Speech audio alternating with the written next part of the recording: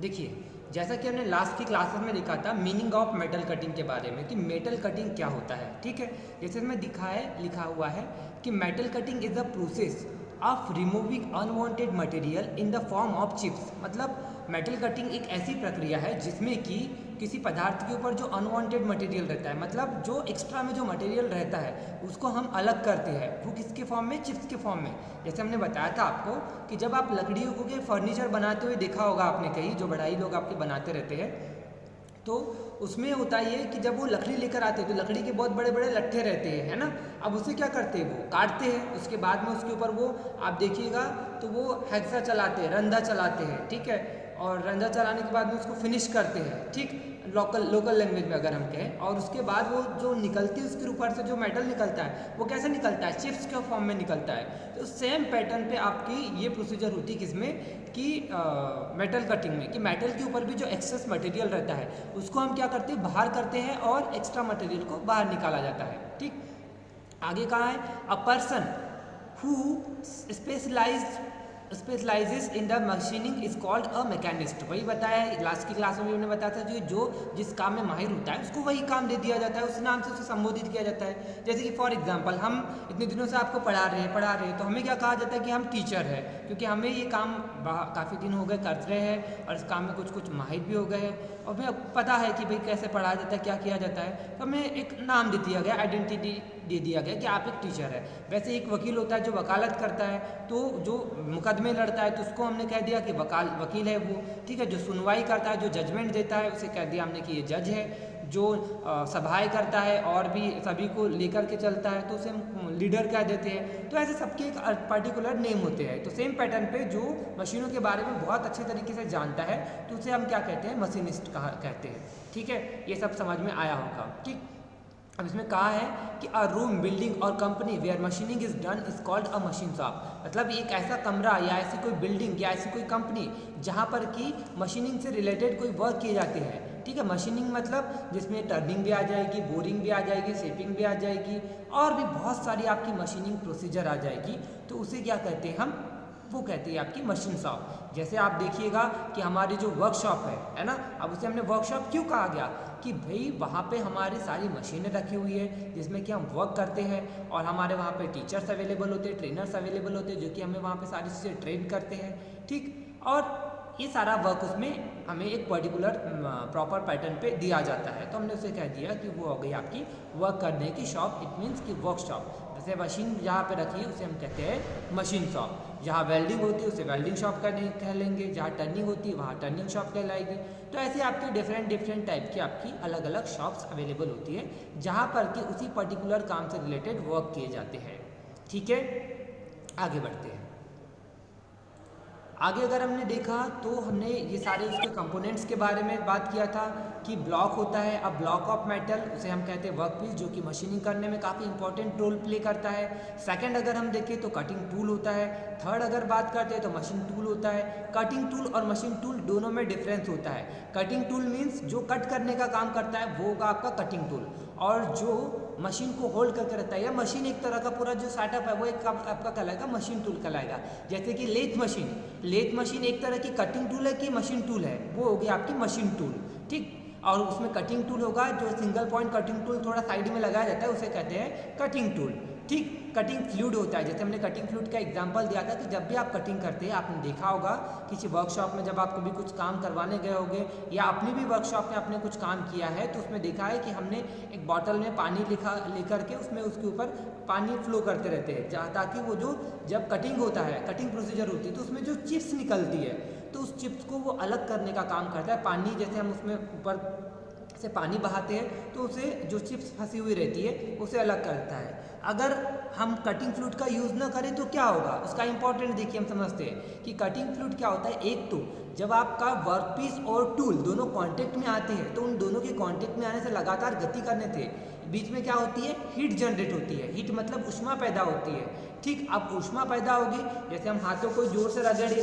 तो अगर देखें तो देखो गर्म लगता है, मतलब दो हाथों को रगड़ने से ही इतनी ऊष्मा पैदा होती है। तो सोचिए दोनों मेटल की सॉलिड बॉडी है, जब वो कंटिन्यूस आपस में कांटेक्ट में रहती है तो उसमें क्या होता है कि हीट जनरेट होती है, और वो जो हीट जनरेट होती है वो हमारे कटिंग टूल के लिए अच्छी नहीं होती, उससे हमारा कटिंग टूल ख़राब होने के चांसेस बहुत ज़्यादा रहते हैं। तो क्या करते हैं हम कंटिन्यूस वहाँ पे हीट कूलिंग रहे, है ना, ज़्यादा हीटिंग ना रहे, वहाँ पे ठंडा होता रहे, इसीलिए वहाँ पे बीच बीच में पानी का यूज़ करते हैं, क्योंकि पानी एक अच्छा हमारा सस्ता कटिंग फ्लूइड है। ठीक है, आगे एक और देखिए तो दूसरा उसमें रोल है कटिंग फ्लूइड का, कि जब कटिंग करता है कोई मेटल, कोई टूल किसी मेटल का, तो वहाँ से मटेरियल निकलता जाता है। अब मटेरियल निकलता है तो क्या होता है कि वो वहाँ पर ही टूल के आसपास चिपक जाता है, फैल जाता है। तो उससे क्या होता है कि कटिंग टूल की एफिशिएंसी कम होती है। भाई अगर उसके बीच में कुछ फंसा रहेगा तो वो कहाँ से अच्छे से वर्क कर पाएगा, उसकी एज उसके कांटेक्ट में नहीं आएगी जो पार्ट उसको काटता है, क्योंकि बीच में तो वहाँ पे एक चिप्स आ गई जो कि उसको उसके कांटेक्ट में नहीं आने दे रही है। तो इससे हमें क्या पता चला कि अगर हम उसमें कटिंग फ्लूइड बहाते हैं तो वो जो एक्सेस मटेरियल जो निकला है, बीच में जो फंसा हुआ है, उसको वो हटा देता है और आपका टूल फ्लो में अपना वर्क करना स्टार्ट कर देता है। ठीक है, ये हुई हमारी कटिंग फ्लूइड के बारे में डिस्कशन। ठीक, महेंद्र आप एक सेकेंड, है आपका जो अगर हम बोले कि कटिंग उसमें कंपोनेंट्स कौन कौन से होते हैं, तो ये इन्हें हम कटिंग जो मशीनिंग ऑपरेशन थे उसके कंपोनेंट्स कह सकते हैं। ठीक है, फैक्टर्स कह सकते हैं कि भाई आपको दिया रहता है कि मशीनिंग करते समय कौन कौन से कारक मशीनिंग क्रिया को प्रभावित करते हैं, तो वो ये कारक है। ठीक, पांचवा आपका कटिंग स्पीड, कि भाई आपकी कटिंग स्पीड भी काफ़ी मायने रखती है कि आप कितने स्पीड में किसी मेटल को टूल से कट कर रहे हैं। ठीक है, फीड जो होता है उसे कहते हैं सेकेंडरी स्पीड। कटिंग स्पीड मतलब जो टूल रखा हुआ है वो कितने तेजी से, जो आपका वर्कपीस रखा है वो कितने तेजी से घूम रहा है या कितने स्पीड से काट रहा है। दूसरा और फीड होता है कि हम उसको कितने गहराई में ले जा करके काट रहे हैं। ठीक है, जैसे मान लीजिए जैसे हम अपने घरों में अगर आलू को ही लीजिए, अगर आलू को अगर छीलना होता है हमें, तो उसको कैसा करते हैं, ऐसा पकड़ते हो एकदम जोर से गड़ा कर छीलते हैं क्या? अगर गड़ा के छीले तो क्या होता है कि बहुत ज़्यादा उसका अंदर का जो काम वाला मटेरियल है वो भी बाहर निकल जाता है। लेकिन हम क्या करते हैं, हल्के हल्के हाथों से सिर्फ हमें ऊपर का पतला सा छिलका उतारना होता है, तो हम हल्के हल्के हाथों से अपना टूल को चलाते हैं। ठीक है, तो वही बात किया है, जो फीड होती है हम उसे समझ सकते हैं कि वो एक तरह की फीड होगी कि आप उसको कितने गहराई में ले जा करके काट रहे हैं। ठीक, अगला है आपका चिप। आपने देखा कि भैया जब भी हम कटिंग ऑपरेशन करते हैं तो उसमें हमारी कोई ना कोई चिप्स निकलती है ना। अब वो चिप आपकी कंटिन्यूस चिप भी हो सकती है या फिर दूसरा कहे तो डिसकंटिन्यूस चिप भी हो सकती है। अगला है हमारा वर्क होल्डिंग एंड फिक्सचर, मतलब कि जो वर्क पीस होता है अगर हम उसको काट रहे होते हैं तो हमारे लिए ये जरूरी होता है कि जो वर्क पीस रखा हुआ है वो मजबूती से कहीं बंधा हुआ रहे या मजबूती से कोई उसको पकड़ कर रखे। तो अगर नॉर्मली अगर हाथों से काट रहे हैं तो हमने देखा कि अगर वर्कशॉप में ले जाकर जाते हैं तो कोई वर्क पीस को जहाँ माउंट करते हैं उसे हम करते हैं वाइस में क्या करते हैं, किसी भी वर्क पीस को होल्ड किया जाता है। अगर लेथ मशीन की बात करें तो वहाँ पर होता है उसका स्पिंडल, उस स्पिंडल में उसे हम क्या करते हैं, होल्ड करके रखते हैं। तो ये सारी प्रोसीजर होते रहती है कि इसमें ये सारे बेसिक कंपोनेंट्स हम यूज़ करते रहे। ठीक है, अगर इसके बाद में अगर हम बात करते हैं तो फोर्स एंड एनर्जी डिसिपेटेड। अगर हम जब भी कटिंग ऑपरेशन कंप्लीट करते हैं तो भी कुछ ना कुछ तो फोर्स लगाया जाता है। ठीक है, हमारे आप ये टूल के द्वारा कहिए या फिर एनर्जी भी उसमें कुछ डिसिपेटेड होती है। जैसे हमने देखा कि वर्क पीस था प्लस टूल था, दोनों आपस में कांटेक्ट में आया, फ्रिक्शन जनरेट हुई और फ्रिक्शन जनरेट होने से क्या हुआ कि कुछ एनर्जी उसमें जनरेट हुई और वो एटमॉस्फेयर में जाके रिलीज हो रही है। इस तरीके से हमने देखा कि कुछ एनर्जी डिसिपेटेड हो रही है।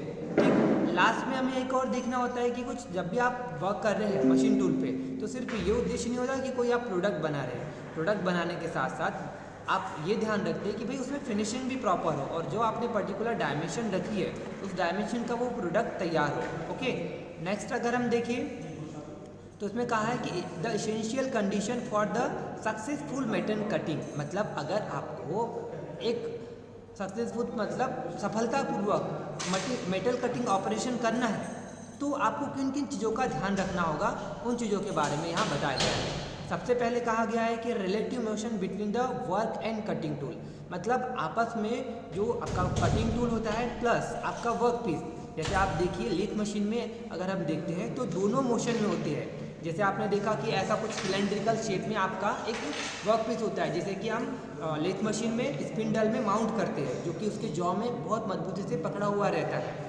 ठीक, प्लस आपका कटिंग टूल होता है। कटिंग टूल भी आप देखिएगा कि वर्क पीस ऐसा रखा हुआ है वो एकदम कंटिन्यूअस क्लॉकवाइज डायरेक्शन में रोटेट करता है। ठीक, और आपका जो टूल होता है वो देखिएगा कि वो लीनियरली आगे बढ़ते जाता है। थोड़ी हम उसमें फीड भी देते हैं और साथ साथ में जैसे जैसे हम धीरे धीरे उसको आगे बढ़ाते जाते हैं। ठीक, तो इन चीज़ों का बड़ा ध्यान रखना पड़ता है। जैसे आप देखिएगा एग्जांपल लेके चलते हैं, जब भी आप बाइक चलाते हैं तो बताया जाता है, जैसे हम सीख रहे हैं तो हमें बताया जाता है कि आपका क्लच का प्लस गियर का दोनों का कॉम्बिनेशन बहुत अच्छे होना चाहिए। ठीक है, कि कब कौन सा लगाना चाहिए। तो सेम पैटर्न पे जब भी आप मेटल कटिंग ऑपरेशन कर रहे हो तो कटिंग और वर्कपीस प्लस आपके कटिंग टूल, इनका कॉम्बिनेशन बहुत अच्छा होना चाहिए अगर आपको एक प्रॉपर मेटल कटिंग करनी है तो। ठीक, सेकंड अगर देखिए, tool material must be hard then the workpiece. मतलब जब भी आप किसी मेटल को काट रहे हैं तो आपका जो टूल होना चाहिए वो काटे जाने वाले मेटल की तुलना में अधिक कठोर होना चाहिए। अब उसकी कठोरता बढ़ाने के लिए हम क्या करते हैं कि उसमें कार्बन का परसेंटेज ऐड करते जाते हैं। ठीक, थर्ड हमने अगर बात करें तो सी है आपका, work and tool must be rigidly held by the jig and fixture. मतलब आप चाह रहे हैं कि आपका जो कटिंग ऑपरेशन हो वो सक्सेसफुली कंप्लीट हो, तो आपको ये ध्यान रखना होगा कि आपने जो भी वर्क पीस लिया है वो प्रॉपर तरीके से किसी भी मशीन में या होल्डिंग डिवाइस में अच्छे से फिक्स किया हो, वो हिलना डुलना नहीं चाहिए। ठीक, अगर वो हिल रहा हो तो होगा क्या कि आप कटिंग कहीं और कर रहे हैं और वो धीरे धीरे सीधा ना करते हुए आपका वो टेढ़ा कट जाएगा और इस तरह से आपका वर्क पीस खराब हो सकता है। तो हमें ध्यान रखना होगा कि हमारे जो फिक्सचर है या जिग है उसमें जो होल्डिंग डिवाइस होती है उसमें वो प्रॉपर तरीके से माउंट हो जो भी आपका वर्क पीस रखा हुआ है। ठीक, नेक्स्ट अगर हम बात करें sharp cutting edge and cutting tool, भाई ये भी ध्यान रखना होगा कि ऐसा नहीं कि हमने कोई भी पुराना टूल उठा के ला लिया, आप बोले कटिंग तो करना है, लगा दिया टूल और काम कर रहे हैं। सारी चीज़ों का तो ध्यान रखते हैं, प्रॉपर हमारा वर्क पीस भी प्रॉपर तरीके से होल्ड किया हुआ है, मटेरियल भी उससे जो टूल है कटिंग टूल है वो मटेरियल से ज़्यादा हार्ड है जो आपके वर्क पीस है। तो ये सारी चीज़ें हमने देखा, लेकिन अगर आपने शार्प एज वाला कटिंग टूल नहीं रखा तो वो भी आपकी कटिंग जो मेटल कटिंग ऑपरेशन है वो उसे अफेक्ट कर सकता है। ठीक है, उससे आपकी प्रॉपर कटिंग नहीं हो पाएगी। तो ये हमें इसके शार्प एज का हमें खास ख्याल रखना होता है। प्राइमरी मोशन, जैसे हमने बताया कि कटिंग जो आपका कटिंग टूल होता है उसकी एक मोशन होती है। ठीक है, उसको हम मोशन प्रोवाइड करते हैं। जैसे अगर लेथ मशीन में बात करते हैं तो उसको लीनियरली मोशन प्रोवाइड करते हैं और जो वर्क पीस होता है वो रोटरी मोशन में रोटेट करते जाता है। तो इन चीज़ों का भी बहुत ध्यान रखना होता है। ठीक, सेकेंडरी मोशन का भी ध्यान रखना होता है कि भाई अगर आपको मान लीजिए ज़्यादा मटेरियल निकलना है तो ज़्यादा डेप्थ आप कर देनी होगी, फीड देनी होगी, और कम मेटल निकालना है, मेटल कम रिमूव करना है तो होगा कि आपको फीड थोड़ी कम देनी होगी। तो इन चीज़ों का भी हमें ध्यान रखना होता है। तो ये सारे हमारे हो गए क्या कि ये बेसिक मेटल कटिंग ऑपरेशन में हमें ध्यान रखने होते हैं। ये मेटल कटिंग ऑपरेशन होते हैं। हेडिंग है हमारी टाइप्स ऑफ कटिंग ऑपरेशंस। ठीक, तो इसमें देखिएगा कि machining is not just one process, मतलब सिर्फ हम किसी एक प्रोसेस को कटिंग ऑपरेशन या मशीनिंग प्रोसेस नहीं कर सकते। इसके अंतर्गत आपकी बहुत सारी कटिंग ऑपरेशंस इंक्लूड होते हैं। It is a group of processes, जैसे इसमें कहा है कि ये बहुत सारी प्रोसेसेस का, बहुत सारी प्रक्रियाओं का समूह है ना, जो कि आपकी मशीनिंग प्रक्रिया होती है। There are many kinds of machining operation. हमने देखा कि बहुत सारे मशीनिंग ऑपरेशन होते हैं। अब कौन कौन से मशीनिंग ऑपरेशन होते हैं आगे हमने देखा कि बहुत सारी कटिंग ऑपरेशन जो आपकी मशीनिंग ऑपरेशन होती है, बहुत सारी मशीनिंग ऑपरेशन का ये समूह होता है। ठीक है, आगे अगर कहें each of which is specialised to the generate a certain part geometry and surface finish quality. मतलब जो मशीनिंग ऑपरेशन होता है इनमें कौन कौन सी चीज़ें होती है कि भाई हमें एक पर्टिकुलर शेप डिज़ाइन करते कि अच्छा हमें इस शेप का एक प्रोडक्ट बनाना है, उसके लिए हमें एक ड्राइंग ड्रॉ करनी होती है, प्रॉपर मेजरमेंट लेने होते हैं, मार्किंग करनी होती है। देन उसके बाद हम अपना कटिंग ऑपरेशन स्टार्ट करते हैं। और जब आपका पूरा कटिंग ऑपरेशन करके हो गया तो लास्ट में हमें ये भी ध्यान रखना होता है कि उसकी प्रॉपर सरफेस फिनिश्ड हो। जैसे आप मेरी बॉटल देखिएगा कि इसकी सारी सरफेस एकदम स्मूथ है, कहीं आपको अनइवन सरफेस नहीं दिखेगी, है ना, दिख रही है ना सभी को। तो ये हमें खास ध्यान रखना होता है, तो हमारा प्रोडक्ट या प्रॉपर हमारी मशीनिंग प्रोसेसर सक्सेसफुल हुई है, ये हम मान के चलते हैं। ठीक, नेक्स्ट अगर हम देखें तो कुछ आपको मशीनिंग ऑपरेशंस के बारे में बता दे रहे हैं, तो जिन्होंने नहीं बता पाया वो ध्यान से देखिए। एक होता है आपका टर्निंग ऑपरेशन, जिसे हम कहते हैं स्ट्रेट टर्निंग ऑपरेशन। जैसे मान लीजिए एक हमारा एक लोहे का पीस है, आयरन रॉड है, अब इसे हम क्या करना है कि फिनिश प्रोडक्ट में कन्वर्ट करना है और उसका डायमीटर ओरिजिनल डायमीटर से कुछ कम करना है, कुछ सॉफ्ट बनानी है। तो क्या करना होगा हमें कि इसको वो जो स्पिंडल होता है आपका लेथ मशीन का, वहाँ हम इसे माउंट कर देते हैं। देन उसके बाद में हम प्रॉपर फीड दे करके अपनी मशीनिंग ऑपरेशन स्टार्ट करते हैं। इसमें हमें कूलेंट की भी ज़रूरत होती है। दूसरा ऑपरेशन होता है आपका कटिंग ऑफ। कटिंग ऑफ मतलब हम मेटल को 2 पार्ट्स में कटिंग करते हैं। जैसे हमारा ये बॉटल रखा हुआ है, अगर इसे मैं 2 पार्ट्स में कन्वर्ट करना चाहूँ तो हमें बीच से कुछ रखना होगा, जैसे आप वर्कशॉप में करते थे कटिंग ऑपरेशन जॉब का, सेम पैटर्न पे आपको इसे भी 2 पार्ट्स में कन्वर्ट करना है। ओके, अगला है आपका स्लैब मिलिंग। स्लैब मिलिंग मतलब ये भी एक मिलिंग के कटिंग ऑपरेशन के अंतर्गत ही आता है। इनके बारे में हम डिटेल में पढ़ने वाले हैं। आप साथ में नाम नोट करते जाइए कि कौन कौन से कटिंग ऑपरेशन होते हैं। पहला हमने लिखा स्ट्रेट टर्निंग, दूसरा लिखा हमने कटिंग ऑफ, तीसरा लिखा हमने स्लैब मिलिंग और चौथा हमने लिखा एंड मिलिंग। ठीक है, एक जो भी ये एंड से करता है उसके किनारे से, यहाँ से अगर वो टूल होगा अपने एंड से अगर कटिंग करता है तो उसे कहते हैं एंड मिलिंग, और जब वो इधर से ऐसा कटिंग करता है जैसे ये वाली सरफेस के थ्रू कटिंग करता है तो उसे हमने कहा स्लैब मिलिंग। तो ये दोनों में बेसिक डिफरेंस होता है। ठीक है, अभी तो नाम लिख लीजिए। एक कॉमन कटिंग प्रोसेसेस है क्योंकि ज़्यादातर यूज़ होती है ना हमारे दैनिक जीवन में, ठीक, या इंडस्ट्रीज में आप देखिएगा तो। ठीक, चलिए समझते हैं कि आपका टर्निंग ऑपरेशन क्या होता है। ठीक, टर्निंग ऑपरेशन की अगर हम बात करते हैं, turning is use to generate a cylindrical shape. ध्यान रखिएगा कि जो टर्निंग ऑपरेशन है वो किस लिए यूज़ किया जाता है। सिलेंड्रिकल शेप हमें जब जनरेट करने होते हैं, जब सिलेंड्रिकल शेप में किसी बॉडी को बनाना होता है, तब हम उस समय अपने टर्निंग ऑपरेशन का यूज़ करते हैं। In this process, the workpiece is rotated and cutting tool removes the unwanted material in the form of chip। मतलब इसमें कहा है कि जो वर्कपीस होता है वो रोटेट करता है, वो कंटिन्यूस क्लॉकवाइज डायरेक्शन में रोटेट करता है। आप इसका बेस्ट एग्जांपल देख सकते हैं, जो आपकी लेथ मशीन होती है उसमें आप देखिएगा कि जो वर्कपीस होता है वो कंटिन्यूस रोटेट करता रहता है, और जो टूल होता है वो उसको धीरे धीरे धीरे धीरे लीनियरली आप उसको स्ट्रेट लाइन में मोशन देते रहते हैं, तो वो क्या करता है कि चिप्स के रूप में मेटल को रिमूव करने का वर्क करता है। तो ये हुआ आपका टर्निंग ऑपरेशन का काम। आगे बढ़िए, देखते हैं। The cutting tool has single cutting edge. जो कि टर्निंग ऑपरेशन में हम कटिंग टूल यूज़ करते हैं वो सिंगल पॉइंट कटिंग टूल होता है। मतलब कि जैसे आप देखिएगा कि ये हमारे हाथ में पिन रखी है, इसका पॉइंट कितने बोले तो हम बोले कि एक ही पिन है, एक ही पॉइंट से है। ठीक है, तो वैसे ही आपका जो कटिंग टूल होता है टर्निंग मशीन का, उसमें सिर्फ सिंगल पॉइंट कटिंग टूल होता है। आपने और भी इसके अलावा कटिंग टूल्स के टाइप्स पढ़ा होगा। मल्टी पॉइंट कटिंग टूल भी होता है, सिंगल पॉइंट कटिंग टूल भी होता है। मल्टी पॉइंट कटिंग टूल की अगर हम बात करते हैं तो जो आपकी ड्रिल बीट होती है, this is the example of multi point cutting tool. ठीक है, लेकिन आपका जो टर्निंग मशीन का कटिंग टूल होता है, this is the example of single point cutting tool. The speed motion is provided by the rotating workpiece and the feed motion is achieved by the cutting tool moves slowly in a direction to parallel to the axis of the rotation of the work। इसमें बताया है कि जो cutting जो आपका workpiece होता है वो रोटरी मोशन करता है कंटिन्यूसली, गोल गोल गोल गोल घूमते जाता है अपने एक्सिस पर। एक्सिस का होगा किसी वर्कपीस का, उसके सेंटर पे।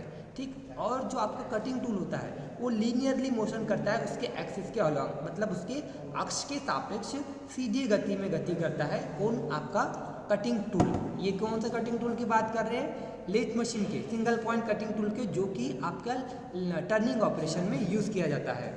ठीक है, तो आप इसको लेथ मशीन से कोरिलेट कर सकते हैं टर्निंग ऑपरेशन को, और ये सभी ऑपरेशन आपने 4th सेमेस्टर में आपने देखा हुआ है। ठीक है, और कुछ लोगों ने तो वर्क भी किया हुआ है, तो आपको इजीली ये समझ में आ जाएगा। ठीक, ये सारे पॉइंट्स क्लियर हो गए। जैसे ड्रिलिंग ऑपरेशन की हमने बात किया, तो ड्रिलिंग ऑपरेशन भी कटिंग ऑपरेशन के अंतर्गत क्यों आता है? क्योंकि इसमें भी हम देखें तो मेटल रिमूव ही होता है। जैसे आप अपने देखा कि ड्रिलिंग में क्या होता है कि हम ड्रिल के थ्रू एक होल क्रिएट करते हैं, तो उसमें आप देखिएगा कि drilling is use to create a round hole, मतलब एक सर्कुलर या राउंड होल उसमें क्रिएट किया जाता है। ठीक, आपने इसमें ड्रिल बिट का यूज़ करते हैं। आपकी अलग अलग तरह की मशीनें होती है, ड्रिल मशीनें, उसके टाइप्स हम पढ़ने वाले हैं। ठीक है, वर्टिकल ड्रिलिंग मशीन होती है, हॉरिजॉन्टल ड्रिलिंग मशीन होती है, हैंड ड्रिलिंग मशीन होती है। ठीक है, तो ये हम उसमें डिस्कशन करने वाले हैं। आगे बढ़ते हैं। In this processes the cutting tool is rotated and feed against the workpiece fixed in a holding device. जो आपका वर्कपीस होता है, इसमें देखिएगा कि टर्निंग ऑपरेशन से ठीक अपोजिट होता है। टर्निंग ऑपरेशन में होता था कि जो आपका वर्कपीस होता था वो रोटरी मोशन करता था, मतलब कि टर्निंग मशीन में जो वर्कपीस होता है वो फिक्स नहीं रहता, वो घूमते रहता है। लेकिन अगर हम ड्रिलिंग मशीन की बात करते हैं तो इसमें हमें अपने वर्कपीस को फिक्स रखना पड़ता है। वर्कपीस से हम जब भी बार बार जो रिपीट कर रहे हैं, वर्कपीस मतलब होता है जिसके ऊपर कि आप कोई काम कर रहे हैं, वो आपका होता है वर्कपीस, जिसको आप एक प्रॉपर शेप में कन्वर्ट कर रहे हैं। ठीक। तो वर्क पीस में आपका वो ड्रिलिंग ऑपरेशन में आपका वर्क पीस फिक्स रहता है और इसमें रोटेट कौन करेगा, सिर्फ आपका कटिंग टूल। ठीक है, जैसे आपने ड्रिलिंग में देखा है ना, कटिंग टूल में ड्रिलिंग मशीन जो होती है वही अपने एक्सिस पे गोल गोल गोल गोल रोटेट करती है और वो जो वो रहता है वो फिक्स रहता है, जो आपका वर्क पीस होता है। और उसमें होता है कि मशीन वाइज में उसे फिक्स किया जाता है, इसमें बेंच वाइज का यूज़ नहीं किया जाता। बेंच वाइज तो हम कब यूज़ करते हैं कि जब हमें कोई और दूसरी डिवाइस जो हमें यूज़ करनी होती है तब हम आपका इसका यूज़ किया जाता है, इसका बेंच वाइज का। आगे देखिए, the cutting tool typically has a 2 और मोर कटिंग एजेस। हमने देखा अभी पढ़ा था कि जो टर्निंग ऑपरेशन होता है उसमें सिंगल पॉइंट कटिंग टूल का यूज़ होता है, लेकिन ड्रिलिंग ऑपरेशन होता है उसमें हमने मल्टी पॉइंट कटिंग टूल या 2 पॉइंट कटिंग टूल इसमें कहा है, 2 और मोर कटिंग एजेस। मतलब कटिंग एजेस मतलब जो काटने का काम करती है जो एजेस। जैसे ड्रिल बिट में हमने अगर बात किया तो ड्रिल बिट में आप देखिएगा कि गोल गोल शेप में बहुत सारी कटिंग एजेस बनी हुई रहती है, तो वो जो एग्जाम्पल हो गया वो मल्टी पॉइंट कटिंग टूल का एग्जाम्पल हो गया। ठीक है, तो इस तरह से हमने देखा कि ड्रिलिंग ऑपरेशन भी आपका इस तरह से कंप्लीट होता है कि कौन कौन सी बेसिक प्रोसीजर होती है ड्रिलिंग ऑपरेशन में। थोड़ी देर बाद अगर हमें जो कि अगला मशीनिंग ऑपरेशन है वो है आपका कटिंग ऑपरेशन में बोरिंग ऑपरेशन। आप सभी शायद जानते होंगे कि बोरिंग ऑपरेशन क्या होता है। तो देखिए, boring is use to enlarge an already drilled hole. मतलब ड्रिलिंग के थ्रू जो हम होल किए होते पहले से ही, राउंड होल जो करते हैं, उसको अगर हमें और बड़े होल में कन्वर्ट करना होता है तो तब हम जो यूज़ करते हैं कटिंग प्रोसीजर उसे हम कहते हैं बोरिंग ऑपरेशन। ठीक है, ऑलरेडी किए हुए होल पे बोरिंग ऑपरेशन किया जाता है, डायरेक्टली बोरिंग नहीं की जाती। पहले से कोई होल बना है और अब उस होल को और बड़ा करना है तो तब हम बोरिंग ऑपरेशन का यूज़ करते हैं। ठीक, it is a fine finishing operation. ये बड़ा ही फाइन फिनिशिंग ऑपरेशन है। जैसे कि ड्रिलिंग होती है, ड्रिलिंग से जो हमने होल किया उसमें देखिएगा कि उतनी फिनिशिंग नहीं आती है, तो क्या करते हैं हम बोरिंग ऑपरेशन करते हैं और उसमें जो भी अंदर थोड़े बहुत आपके जो मेटल पार्टिकल्स बचे हुए होते हैं तो उसे हम और फिनिश करने का काम करते हैं बाय बोरिंग ऑपरेशन के through. Used in the final stage of product manufacture. मतलब एक तरह का आप बोल सकते हैं कि ये फिनिशिंग ऑपरेशन है जो बोरिंग ऑपरेशन है। ठीक है, नेक्स्ट देखिए, आगे बताया है कि जो कटिंग ऑपरेशन होती है यानी कर्तन प्रक्रिया होती है। आपको एक सवाल भी आता है एग्जाम में कि कर्तन प्रक्रिया को प्रभावित करने वाले कारकों को समझाइए। तो वो ये सारे कारक हैं जो कि कर्तन प्रक्रिया को प्रभावित करते हैं।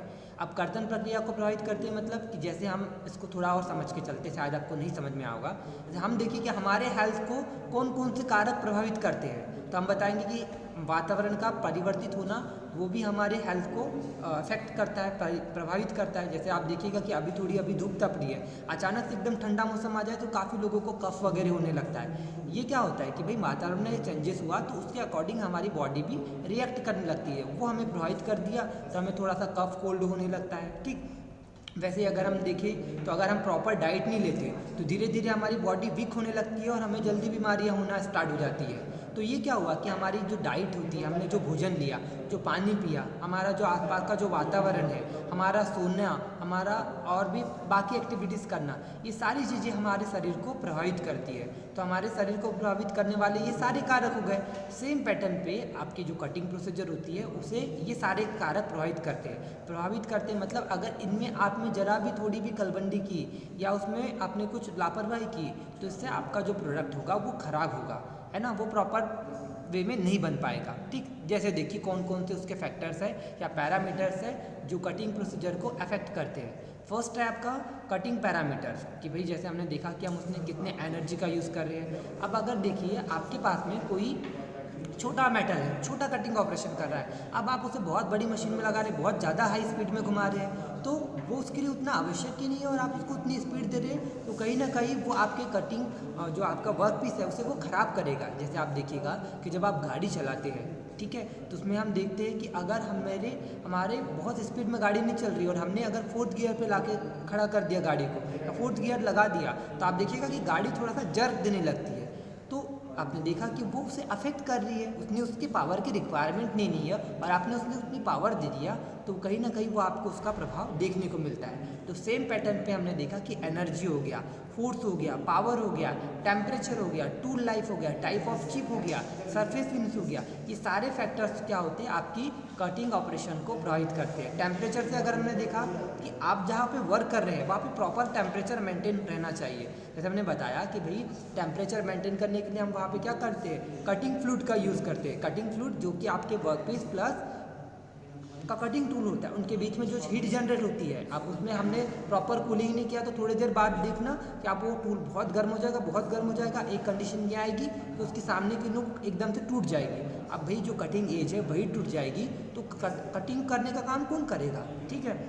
जो शार्प एज रहेगी वही नहीं रहेगी तो टूटेगा कैसे, चिप कैसे अलग रिमूव होगी। तो ये चीज़ों का हमें बड़ा ध्यान रखना होता है। टूल की लाइफ के लिए भी बहुत छोटी छोटी चीज़ों का ध्यान रखना होता है कि उसके बीच में बहुत ज़्यादा जो आपके कटिंग पार्टिकल्स होते हैं, कटिंग चिप्स होती है, वो बीच में फंसी ना रहे। समय समय पे हमें ब्रशिंग से उसमें ब्रश चलाने होते हैं ताकि रोक करके, ताकि जो बीच में और भी आपके छोटे छोटे कण जो आपकी चिप्स के फॉर्म में निकले हुए हैं उसको अलग कर दें तो उसकी एज डायरेक्ट कॉन्टेक्ट में आएगी और उससे अच्छे से वो आपका कटिंग ऑपरेशन कंप्लीट होगा, ठीक है। नेक्स्ट है आपका कटिंग फ्लूइड। जैसे हमने बताया कि सरफेस स्पिनिंग के लिए और हीट जो जनरेट हो रही है, इन दोनों को कम करने के लिए क्या करते हैं, हम बीच बीच में आपका कटिंग फ्लूइड का यूज़ करते हैं। अब सबसे किफ़ायती और सबसे सस्ता हमें वाटर ही मिलता है तो हम उस वाटर का एज अ कटिंग फ्लूइड के रूप में उपयोग में लाते हैं, ठीक। अगले कहा है हमने टूल जियोमेट्री। ये बड़ा इंपॉर्टेंट है, ये खासकर आपके एग्जाम में भी आता है। तो टूल जियोमेट्री में होता है टाइप्स ऑफ चिप्स, कि हम किस टाइप की चिप्स फॉर्मेशन कर रहे हैं। चिप फ्लो डायरेक्शन, कि आपकी जो चिप्स का किस डायरेक्शन में फ्लो हो रहा है ना, राइट डायरेक्शन में हो रहा है कि लेफ्ट साइड में वो चिप्स रिमूव हो रही है। कटिंग फोर्सेस, हम किस तरह की कटिंग फोर्सेस लगा रहे हैं। जैसे आपने देखिएगा कि आप जब वर्कशॉप में फाइलिंग ऑपरेशन करते थे या हेक्सा ब्लेड चलाते थे तो आपको जो सर है या हम भी हैं जब बताते थे कि एक प्रॉपर डायरेक्शन में खड़े रहिए, थोड़ा सा इंक्लाइंड रखा जाता था ताकि अब जब आप फॉरवर्ड स्ट्रोक में जा रहे हैं तो आपको ज़्यादा फोर्स लगाना होता है और बैकवर्ड स्ट्रोक में आ रहे हैं तो थोड़ा कम फोर्स लगाना होता है। तो थोड़ा सा आपको इंक्लाइन मतलब झुका हुआ इस टाइप से थोड़ा सा ब्लेड को पकड़कर रखना होता था, ठीक। तो ये देखा हमने कि फोर्सेस का भी हमें ध्यान रखना होता है, ठीक। अगला है आपका टूल वियर। वियर मतलब होता है किसी चीज़ का घिसना या बाहर निकल जाना, झड़ना, ठीक है। तो डायमेंशन एक्यूरेसी की भी बहुत ध्यान रखा जाता है, सरफेस फिनिश का भी ध्यान रखा जाता है, टेम्परेचर राइज का कि भाई उस रूम का भी प्रॉपर टेम्परेचर मेंटेन होना चाहिए। अगर देखिए ये बहुत गर्मी है और उस गर्मी भरे जो वर्कशॉप है उसका काफ़ी हाई टेम्परेचर है और उसमें हमने आपको वर्क करने के लिए भेज दिया और बोला कि यार इतनी गर्मी है तुम वर्क करो, तो आधा दिमाग तो आपका डाइवर्ट हो जाएगा किधर कि यार बहुत गर्मी है, सर दर्द दे रहा है, पसीना निकल रहा है, बार बार अपना रुमाल पकड़ के आप चेहरा पोंछते जा रहे हैं, साफ करते जा रहे हैं, है ना। तो क्या होगा कि आपके काम में उतनी एफिशिएंसी नहीं आएगी और कहीं ना कहीं वो आपके प्रोडक्ट को डैमेज करेगा। तो इसीलिए ये भी ध्यान रखा जाता है कि जिस भी आप वर्कशॉप में रहे तो उसमें प्रॉपर लाइटिंग का सिस्टम हो कि प्रॉपर लाइट आना चाहिए, आपको दिखना चाहिए कि आप कहाँ पे प्रॉपर कौन सा ऑपरेशन कर रहे हैं। दूसरी चीज़ कि उसका टेम्परेचर भी प्रॉपर होना चाहिए, आपके बॉडी के टेम्परेचर के अकॉर्डिंग रहना चाहिए, वो बहुत ना ज़्यादा हाई रहे और बहुत ज़्यादा लो भी नहीं रहना चाहिए जिससे कि आपको बहुत ज़्यादा तकलीफ ना हो। तो ये भी हमें ध्यान रखना होता है टेम्परेचर का, ठीक है। और दूसरा हमने बोला कि बहुत ज़्यादा अगर टेम्परेचर रहता है तो कहीं ना कहीं वो उसकी टूल की लाइफ को अफेक्ट करता है, ठीक है। जल्दी आपका टूल ख़राब हो जाएगा, फिर से आपको एक नया टूल लाना पड़ेगा। तो बार बार आपका टूल नया लगाने, नया बदलने, नया टूल्स को आप देखिएगा कि जब नया टूल लगाते हैं तो स्टार्टिंग में वो उतनी ज़्यादा अच्छे से नहीं दिखा, लेकिन जब फ्लो में आ जाता है तो बहुत अच्छे से कटिंग करने लगता है। तो इन सब में आपका टाइम वेस्टेज ना हो तो इन सभी का ध्यान रखा जाता है टेम्परेचर राइज न होने से, ठीक है। मशीनिटी, ये भी आपका एक अगला पैरामीटर है कि मतलब टूल लाइफ का भी आपको ध्यान रखना होता है। फोर्स पावर, सरफेस फिनिश, ये भी आपकी बहुत चीज़ें ज़रूरी होती है, ठीक।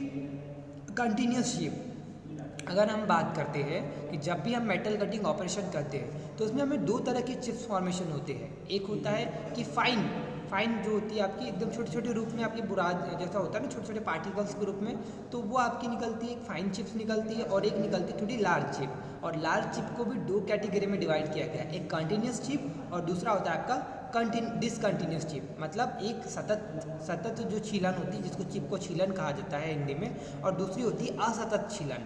तो ये दो तरह की चिप्स के बारे में आपको एग्जामिनेशन में लिखने आता है। आगे हम और भी डिटेल में इसके बारे में डिस्कशन करते हैं, ठीक। तो उसमें बोला है कि भाई अगर कंटिन्यूस चिप निकलेगी तो क्या होगा कि आपकी सरफेस फिनिश बहुत अच्छी आएगी, लेकिन टूट के टुकड़ों में अगर चिप्स निकल रही है तो कहीं ना कहीं वो अपनी अवशेष छोड़ेगी और उससे आपकी प्रोडक्ट की या वर्क पीस की आपकी प्रॉपर सरफेस फिनिश नहीं मिलेगी, ठीक। नेक्स्ट है आपका बिल्टअप एज। बिल्टअप एज या चिप्स, मतलब अगर आप कहते हैं कि छोटे छोटे उसमें जो प्रोडक्ट है, छोटे छोटे चिप्स अगर फंसे हुए रहते हैं तो उसे कहते हैं बिल्टअप एज। ठीक है, अगर आपने कटिंग कर रहे हैं और टूट टूट के टुकड़ों टुकड़ों में आपकी चिप्स निकलते जा रही है तो उसमें क्या होता है कि उसे हमने कहा दिया कि बिल्टअप एज है ये।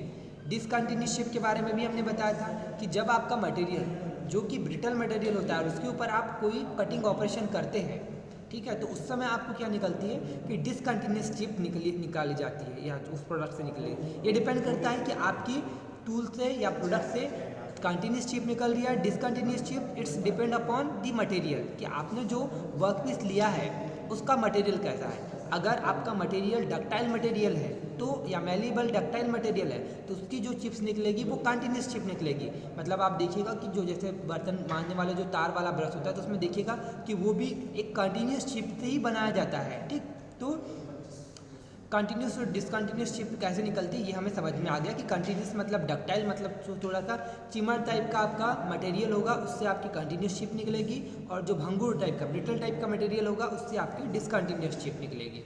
ठीक है, तो ये सारी चीज़ें आपको समझ में आ